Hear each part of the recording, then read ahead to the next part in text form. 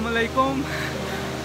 I am in Dubai mall और आप लोग ये मेरे पीछे देख सकते हैं, दैट इज़ दी वाटरफॉल्स जो इन्होंने दुबई मॉल में आर्टिफिशियली बनाई हुई हैं। और ये कुछ आर्टिफिशियली माउंटेड जो इसमें इन्होंने स्टैचूज़ जो हैं जो फॉल कर रहे हैं और वो इन्होंने बनाए हुए हैं सिर्फ लोगों को इस तरफ मुतवज्जा करने के लिए।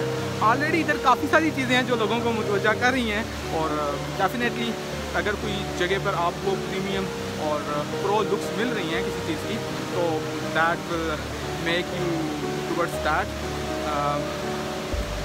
इधर देखने वाली चीज़ थी सिर्फ ये, तो मैंने कहा इसके ऊपर मैं एक व्लॉग बना लूँ और अब आप इसका शॉर्ट्स चेक कीजिए।